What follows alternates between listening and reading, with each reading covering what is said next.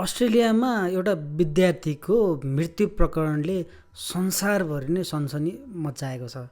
विक्रम लामा भन्ने एकजना नेपाली विद्यार्थी जुन चाहिँ एउटा टनेलमा एउटा होमलेस जस्तो गरेर बस्ने गरेका थिए, उनको मृत्यु भएको थियो। कोही उनलाई चिन्नेहरूले उनलाई बर्डम्यान पनि भन्ने गर्थे, किनभने उनी टनेलमा बसेर आफूले खाएको खानाहरू परिवारहरूलाई खुवाउने गर्दा रहेछन्। तर भिसा नभएको कारणले र घर पनि फर्किन नसकेको कारणले उनको चाहिँ त्यहीँ मृत्यु भएको छ, त्यो टनलमै मृत्यु भएको छ।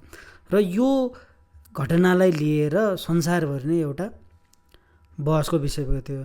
उनी हप्तौँ त्यो टनलमा बसेका थिए, सायद जागिर पनि पाएका थिएनन् होला, काम पनि पाएका थिएनन्। जब भिसै नभएपछि काम पाउन पनि गाह्रो हुन्छ।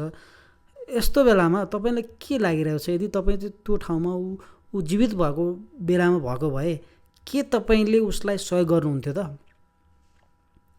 हामीलाई अहिले सुन्दाखेरि लाग्छ होइन म त सहयोग गर्थ्छु जस्तो लाग्ला, तर म भन्छु तपाईँले गर्नुहुन्थेन, र म पनि भन्छु कि म गर्थिनँ होला। किन भन्दाखेरि एउटा इफेक्टिभ अल्ट्रुइजम भन्ने एउटा मेकानिजम छ।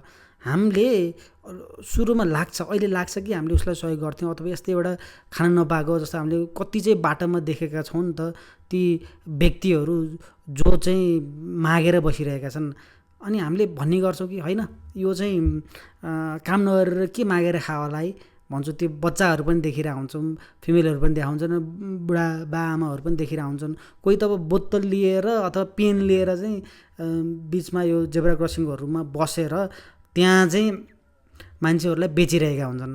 त्यस्ता व्यक्तिहरूले देखेर हामीले गाली पनि गरे हुन्छौँ। कतिले चाहिँ माया गरेर केही पैसा पनि दिन्छौँ, र कतिले चाहिँ हामीले नि मैले पनि भन्ने गरेको छु होइन, काम गरेर नखाएर के मागेर बस्या होला भनेर पनि भन्ने गरेका छौँ। र कति त गाली पनि गरेको छु। म आफूले के भनेर गाली गरेको छु भन्दाखेरि त्यो बच्चाहरूलाई ल तिमीहरू गाडीले हान्न सक्छ, गाडीले हान्यो भने के हुन्छ, हामी गाडी चलाउनेहरूलाई फसिन्छ हामी भन्ने किसिमको त्यस्तो सोच हामीहरूको हुन्छ कि त्यस्तो किसिमको सोच भएको छ। र एउटा इफेक्टिभ अल्ट्रुइजम भन्ने टर्म छ, यो भिडियोमा नि भनेको छ होइन।